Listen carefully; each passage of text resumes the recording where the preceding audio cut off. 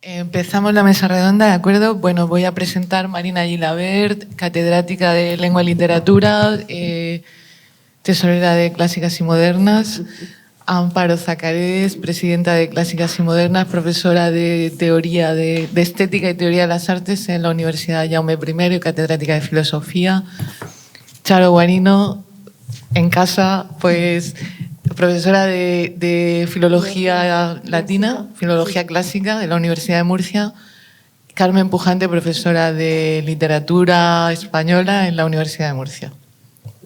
Efectivamente, yo pertenezco al ámbito de la educación, al ámbito y concretamente profesora de Lengua y Literatura.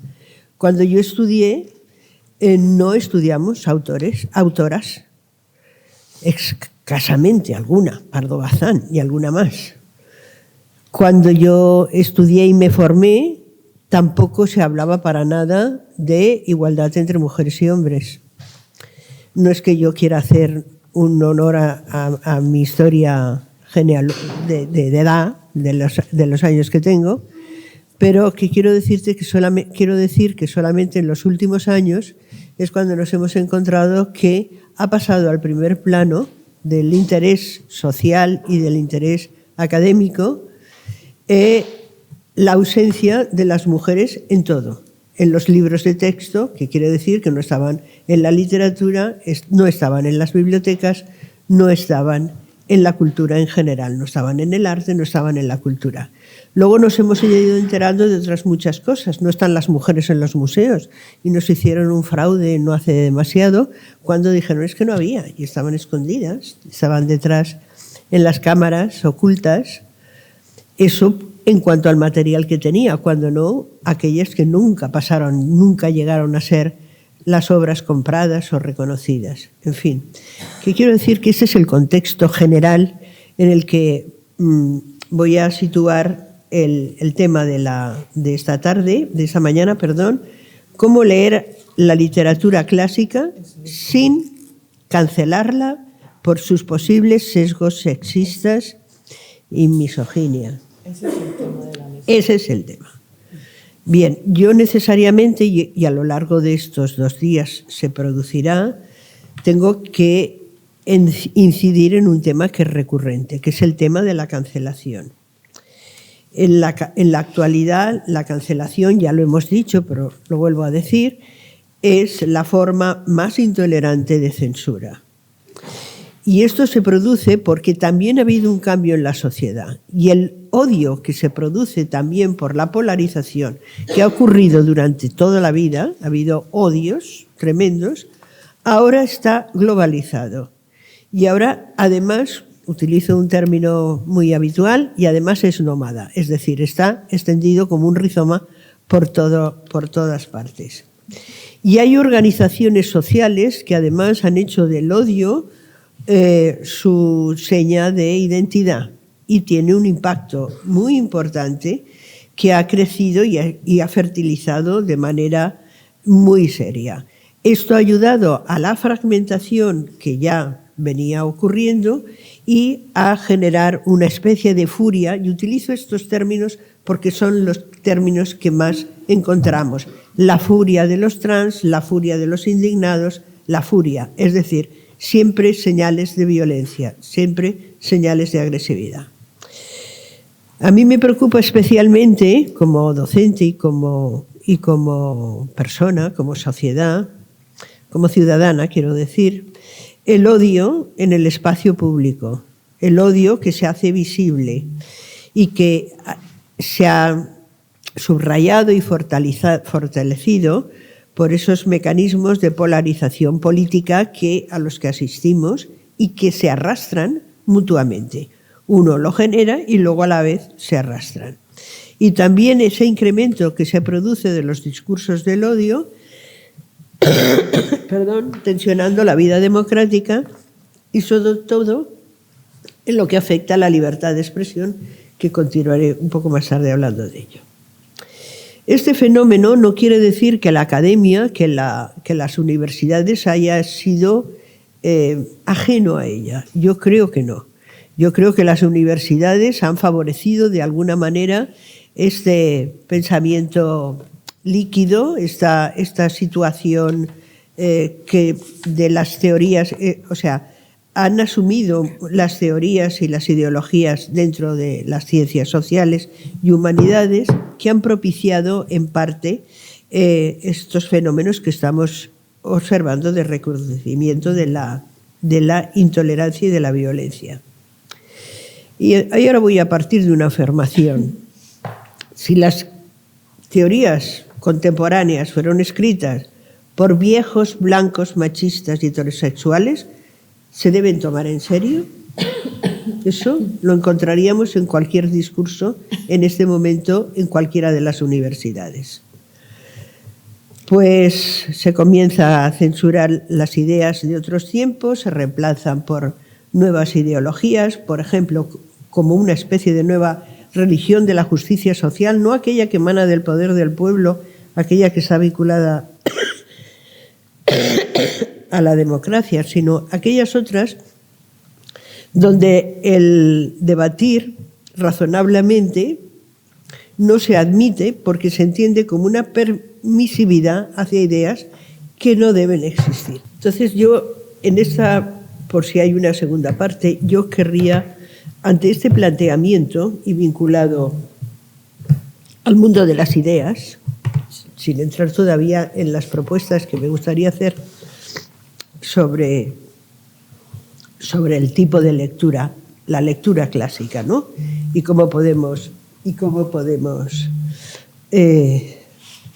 afrontar, cómo podemos leer sin cancelarla. Yo quisiera señalar lo siguiente. El odiado se ha convertido en portador de aquellos rasgos particulares que lo hacen genérico, lo convierten en modelo. Es negativamente genérico. Y actúa como vínculo entre iguales en una sociedad muy desestructurada. ¿Qué podemos hacer ante esa situación que está trastornando no solamente el ámbito público, sino también está tensionando aquello que decía Hannah Arendt, lo público, que es el espacio entre personas? Entonces, retomando algunas ideas de la modernidad, yo creo que la solución ha de venir precisamente afrontando esta complejidad que tiene el discurso público y la resistencia a su simplificación de la siguiente manera, retomando la herencia más aceptable de la modernidad, que es la información y la contrastación razonada. La solidaridad basada en la comprensión crítica de los conflictos interculturales y la duda. Esta sociedad no duda, afirma, excluye, categoriza, victimiza, pero no duda. Retomemos por lo menos ese principio, que no solamente es un principio de la Ilustración. Yo creo que los intelectuales pueden aportar su entrenamiento para esclarecer todas las violaciones de los derechos humanos que se están produciendo en el ejercicio de sus actividades y en el ejercicio, desarrollando ese ejercicio crítico que está vinculado con su actividad como docentes o como pensadores en el ámbito universitario. Yo creo también que hay posibilidad de reforzar otro tipo de políticas. Por ejemplo, aplicar la ley de propiedad intelectual ante cualquier alteración de las obras que se quieran hacer bajo el prisma de censura. Lograr que funcionen los tribunales, fortalecer los organismos dedicados a los derechos humanos y, sobre todo, social y culturalmente, trabajar con los antagonismos y trabajar también con la contradictoria organización de los mercados simbólicos en ese juego que hacen de interconectarse y desconectarse. Y después llevaremos a otro campo, y es, en este momento, en la sociedad digital, en la sociedad que son los ordenadores unos nuevos actores sociales, ¿qué pasa con la literatura? Pero yo eso lo dejaría para una segunda ronda, si os parece bien. Pues, bueno, yo lo primero que quiero decir es que mi campo es el campo de la teoría, de la filosofía, es un campo de la reflexión. Por eso quiero comenzar pues reseñando un texto que guarda relación con la cultura filosófica. Sin embargo, antes que nada, quiero recordar que el título de estas jornadas, Feminismo y Cancelación, responde a la necesidad de analizar la batalla actual por el dominio de la narrativa y sobre quién detenta el poder para conceder o no la palabra. Vivimos un presente en el que se precisa cada vez más un espacio para el pensamiento y para la reflexión libre de censura y de cancelación. Y es en esa línea en la que Clásicas y Modernas quiere contribuir en estas jornadas y también en esta mesa, en la medida en que se pueda, a contribuir a una lectura crítica feminista no canceladora en el ámbito de la cultura en general. Se trata de propiciar una toma de conciencia ante los envites de cancelación recibidos para proponer, a su vez, el diálogo sin censura dentro del feminismo. Por eso mismo, prohibir e impedir el uso de la palabra y el debate de ideas no es solo preocupante, sino un claro exponente del déficit democrático del momento que estamos viviendo. Con este preámbulo paso ya a comentar el texto que yo había sacado, ¿no?, a colación para esta mañana que nos reúne hoy en este seminario sobre feminismo y cancelación. Escuchando a Laura Freixas, he visto que uno de los años álgidos de la cancelación y de la censura es 2018. Curiosamente, el texto que yo tengo aquí es el de dos educadoras feministas, Yera Moreno y Melanie Penna, que publican en ese año un breve decálogo de ideas para la escuela feminista. En este documento, las autoras proponían no estudiar y eliminar de los libros de texto a filósofos como Rousseau, Kant y Nietzsche, debido a su reconocida misoginia. Adelanto ya que la medida no me pareció correcta, así lo escribí, así lo trasladé en la columna también de opinión que tengo en el periódico donde normalmente escribo. La medida no me pareció correcta porque entender a estos filósofos conlleva también comprender el tipo de problema en que estaban interesados y también, a su vez, supone que seamos capaces de responder a tales cuestiones, aunque no necesariamente de la manera en la que ellos hubieran aprobado. Tomemos, por ejemplo, el caso de Rousseau y las ideas que expone en el libro quinto del Emilio o de la Educación, publicado en 1762, donde trata la formación que debe recibir Sofía y, por extensión, todas las mujeres. El filósofo que había defendido la igualdad de los hombres entendía que las mujeres eran un mero complemento de la naturaleza masculina. Por este motivo, el programa de estudios de Sofía se limitaba a aprender lo básico de la lectura, la escritura y el cálculo con el fin de que las mujeres puedan llevar adelante la economía casera. De hecho, Rousseau consideraba que las mujeres no tenían talento y calificaba que sus labores eran meramente insignificantes. Pero en la biblioteca de Sofía solo podían existir o contener dos libros: Las aventuras de Telémaco, de François Fénelon, y Las cuentas hechas, de Bertrand-François Barrème. Esta precariedad lectora se debía a que su instrucción no exigía ni literatura ni historia. Desde luego, semejantes despropósitos no se sostienen en la actualidad. Y bueno, y por decir algo, parece que el mismo Rousseau pudo atisbarlos en su escrito póstumo Emilio y Sofía o los solitarios, donde intuía el fracaso de esa unión entre desiguales o matrimonio de antagonistas. Pero bueno, esto es una suposición. Bueno, es normal que Rousseau esté en el punto de mira del feminismo y que despierte hostilidades por haber escrito el primer tratado de pedagogía moderna, donde presenta un libro de educación discriminatorio con las mujeres y que naturaliza, además, una organización patriarcal en la que las mujeres deben someterse a los hombres. Bueno, pues avanzar.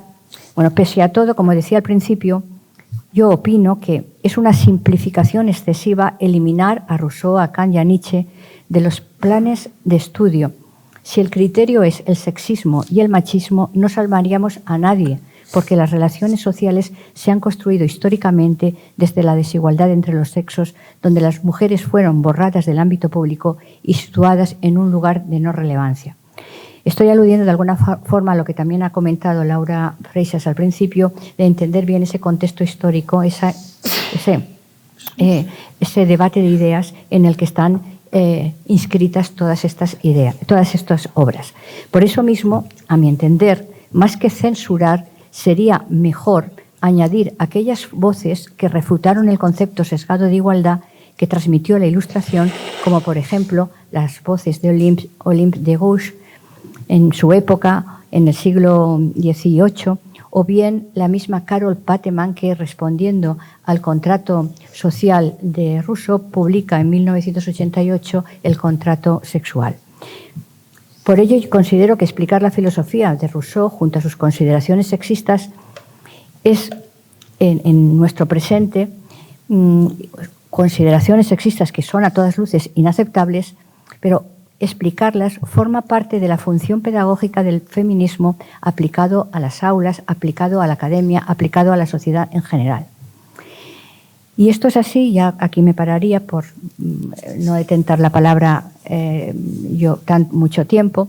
Y esto es así porque hay que tener en cuenta que el pensamiento se construye desde el presente y que en la voluntad de comprenderlo y de proyectarnos en el futuro de una manera racional es cuando volvemos la vista hacia el pasado. Esto es así porque cuando buscamos el sentido de los hechos que nos rodean, recurrimos siempre o a menudo al proceso de gestación del presente e investigamos el pasado. Es decir, es desde el presente, desde donde acudimos al pasado para poder orientarnos y guiarnos en el futuro. De tal manera que estos pensadores pueden ayudarnos a entender la pervivencia del patriarca que en el siglo XXI existe, es decir, esa pervivencia, esas inercias sexistas que no son un anacronismo, sino que persisten en el siglo XXI, y a la vez estas obras de estos autores pueden ayudarnos a saber qué no queremos repetir para conseguir una ciudadanía incluyente que considere a las mujeres en la plenitud de sus derechos y libertades civiles. Son textos que provienen de la literatura filosófica, por así decirlo, pero que puede perfectamente adaptarse al tema que hoy estamos tratando. Yo, si os parece bien, ya tengo más ideas para presentar, pero lo dejaría para dar la palabra a mis compañeras. Sí, buenos días.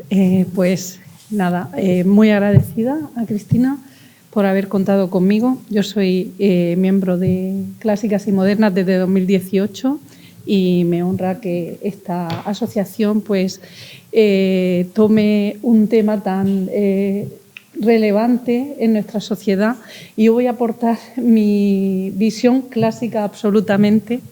Me voy a retrotraer a la antigua Roma y bueno, a una magistratura que era la de la censura.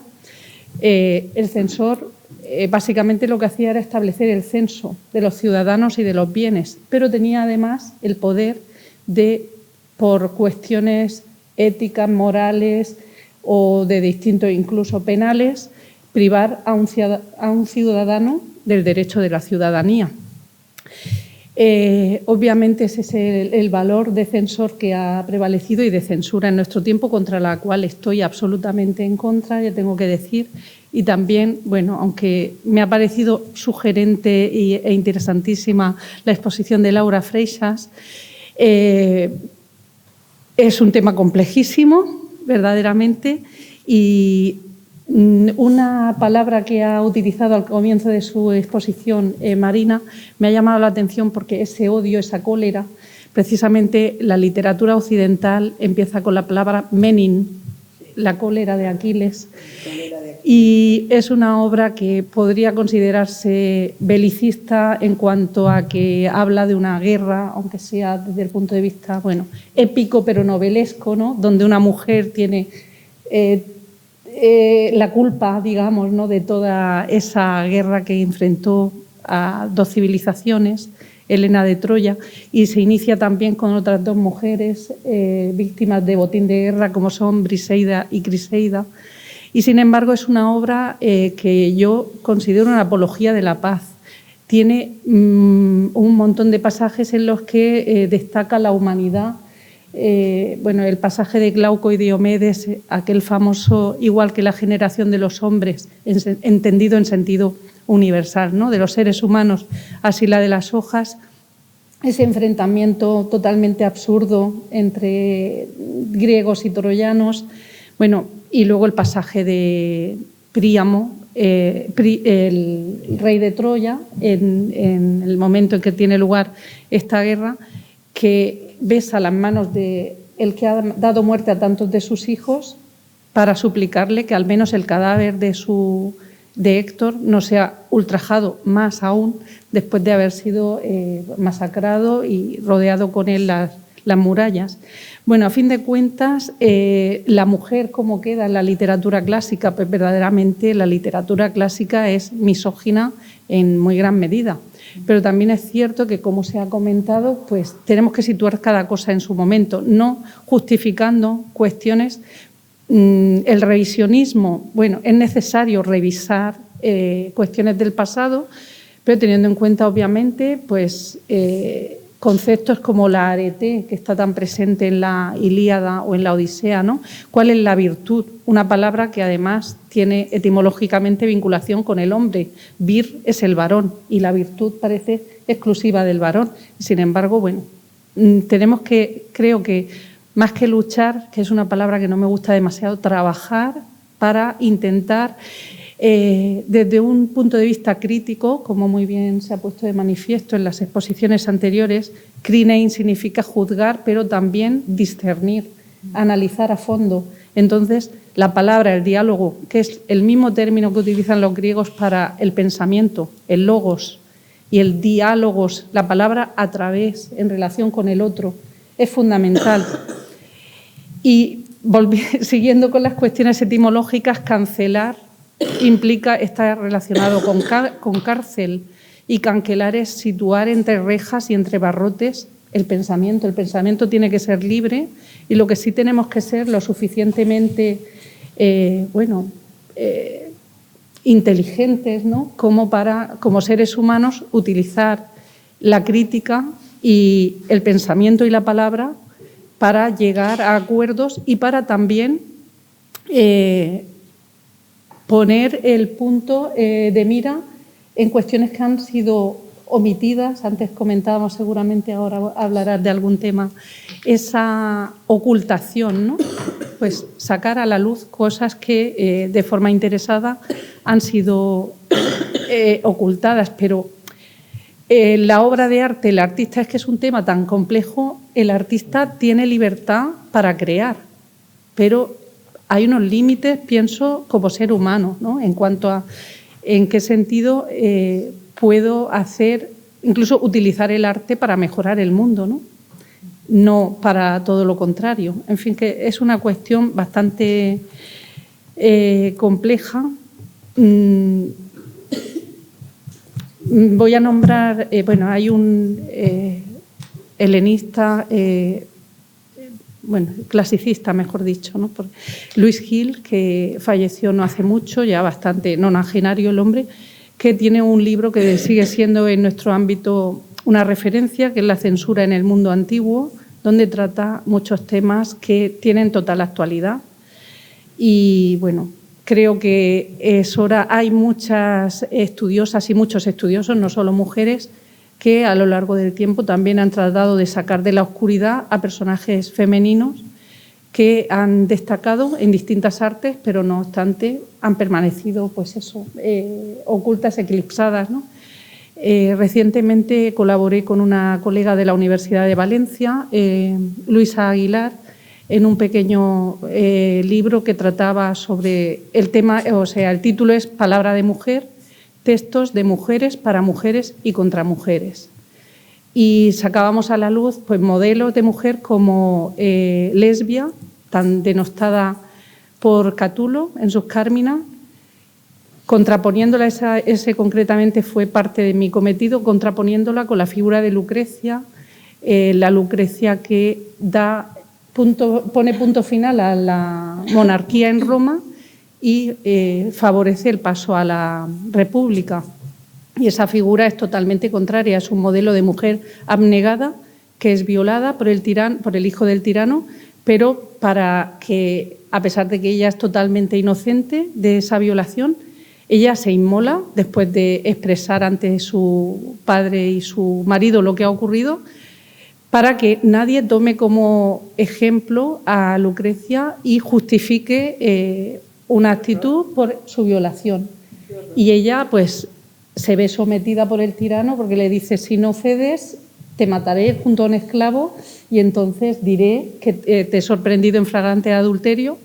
Y entonces ella se ve obligada a ceder, pero luego lo utiliza, claro, su discurso y para que no parezca que es simplemente una defensa, digamos, interesada, se da muerte. Y entonces hay una contraposición entre estos dos modelos muy interesante. Prácticamente Tito Livio y Catulo son contemporáneos y los dos exponen un modelo de mujer.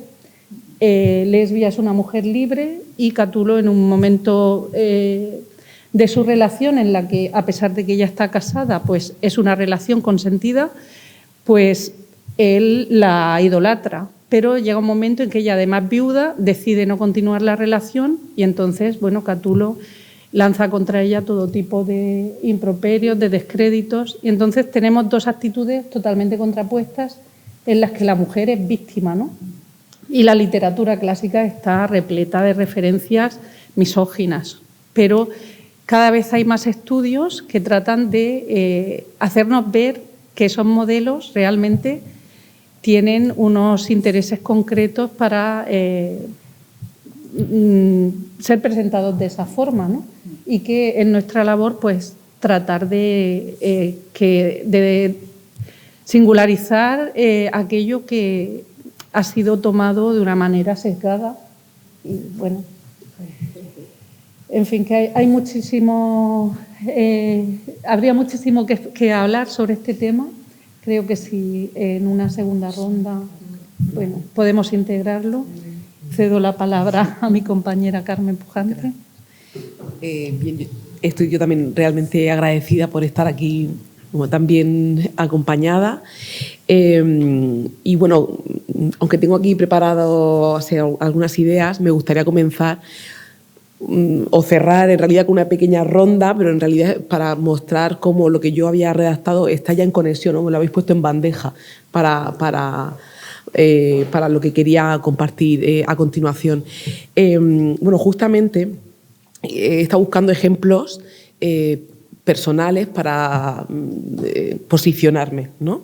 Pero justamente es Laura Fraser la que me ha recordado algo que me sucedió con una querida amiga de París a la que yo le estaba comentando. Madre mía, no puedo parar de escuchar Le Vent nous portera de Noir Désir. Y ella me dijo, ni se te ocurra seguir escuchándolo, ¿no?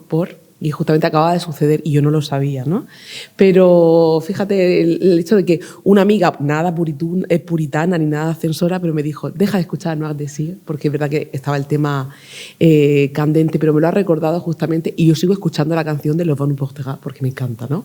Pero digo, fíjate, no había añadido ese ejemplo de cancelación, ¿no? También, bueno, luego tendremos ocasión de comentarlo, el nombre que le querían poner al aeropuerto de Murcia. Eso, y además ahora que he venido en bici hasta aquí, he pasado por esa escultura un poco rara que hay enfrente del Palacio de Justicia de Murcia, pero bueno, eso también lo comentaremos, ¿no? Pero sobre todo ha terminado Laura Fraser con algo que yo también había apuntado en mi conclusión de hoy, pues ahí está el arte, ahí está la literatura, de nosotros depende leerlo o no, o leerlo de otra manera o no. Y esa es también la conclusión a la que han llegado mis estudiantes esta mañana cuando les he comentado el seminario al que iba a asistir, que es un tema que les hubiera encantado, así que la próxima vez lo llevamos a las aulas, ¿no? Pero la conclusión de mis estudiantes ha sido esa, elegir leer y la manera de leerlo. Y digo, pues perfecto, nada, no ha sido la actitud de esa cancelación a pesar de su edad, pues alumnos de 20 años que se mueven en las redes sociales y que a priori hubiera sido lo más, o maniqueo, incluso a la hora de plantearlo, ¿no? Pero bueno, esas reflexiones que yo he ido apuntando que me han sido servidas en bandeja, también por Marina, porque ha comenzado exactamente como yo quería comenzar mi escrito, leyéndolo, y es cuando yo era alumna, cuando yo estudiaba, así es como empezaba, ¿no? Porque lo que yo quería, como he dicho antes, he intentado poner ejemplos de mis propias lecturas, de mis propias experiencias, sobre todo como profesora.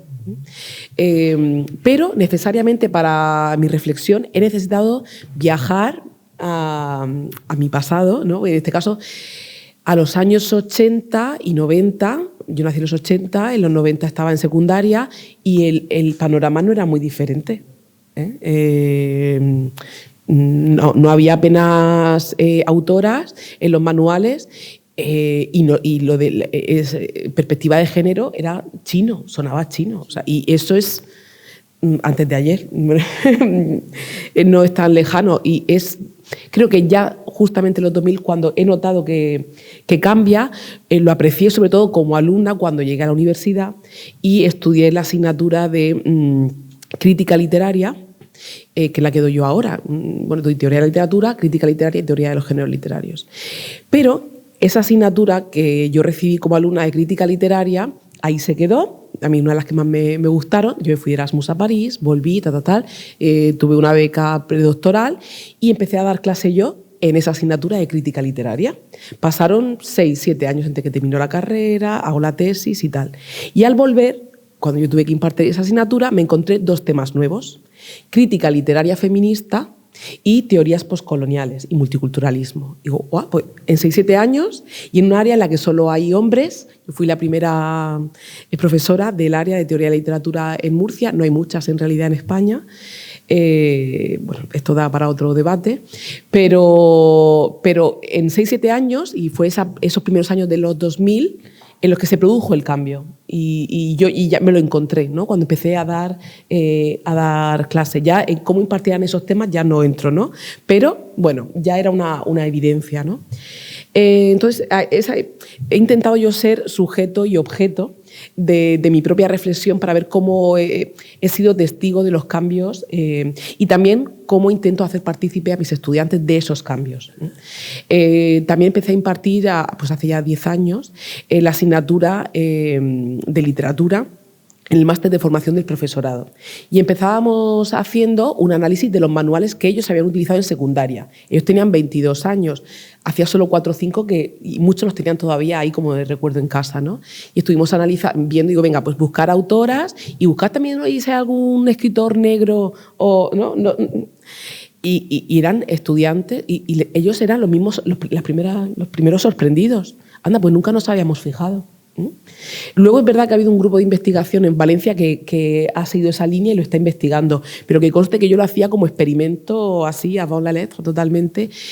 Pero lo que me sorprendía era la sorpresa de los estudiantes, porque no estaba visibilizado o lo asumido. Entonces, pues hay que visibilizarlo. Y entonces, como digo, yo he estado anotando mis reflexiones en ese paso de profesora o de alumna a profesora, de profesora y recordándome como alumna. Y he necesitado, como profesora, y en esto sigo con mi ronda, que es, como ha comentado Amparo, has compartido tu experiencia desde la filosofía y la estética. Bueno, y yo como vengo de la teoría de la literatura son áreas hermanas. Entonces, desde ahí también hay otro hilo del que tirar, precisamente porque mis asignaturas, mi área se ha vendido mucho como aséptica, ¿no? Esto es teoría. ¿no? Yo digo siempre con guantes va a entrar a un quirófano y es como... Entonces, el formalismo y el estructuralismo son teorías asépticas. No estudian la obra, no estudian al autor. Y yo siempre digo a los alumnos, ¿se puede meter la obra en el congelador? ¿Es posible? Si la sacamos, se contamina ¿de qué? De sociología, ¿de qué, no? Entonces, es verdad que yo vengo de un área en la que se reflexiona desde ello, ¿no? Como si la teoría no fuera algo político. Es que los formalistas rusos no estaban politizados, pues los mandaron al exilio. O sea, con eso basta, ¿no? Y fueron censurados a su vez, ¿no? Entonces, me he ido planteando, como digo todo yo, y ya voy cerrando esta ronda, hilando con todo lo que habéis comentado, porque mi compañera y la que fue mi profesora, queridísima, de mitología en la literatura francesa, cuando estudié filología francesa después, justamente, mira, esta es mi digo para que, de testigo, esta es mi experiencia como alumna, como profesora, aquí pongo, pero hay que remontarse al origen de las palabras, y tengo aquí etimología de la palabra cancelación, pero ya la ha expuesto mejor ella, que es la filóloga clásica que está aquí hoy con nosotros, ¿no? Pero justamente yo me preguntaba si viene de cancellare y a su vez de cancelli, diminutivo de cancri, barrotes. Digo, pues cuando le pongo barrotes en vertical, pienso en una cárcel. Pero no dejo de ver lo que hay detrás de los barrotes. Entonces, ¿qué veo más? ¿Los barrotes o lo que hay detrás de los barrotes? O si utilizo el cancella en forma de cruz. También quiero... Y esto me hacía pensar en mis hijas de 4 años, ¿no? O sea, me dice, y digo, baste que yo le diga, no toques, no mires, no digas la palabrota, la van a decir. Yo he pensado un poco en psicología inversa, también en el sentido de qué sirve la cultura de la cancelación. Para cancelar o a veces para hacer la publicidad gratis y el marketing a un Carlos Bermú, por ejemplo. Pues a lo mejor dejan de contratarlo, pero otros a lo mejor lo empiezan a contratar por ello.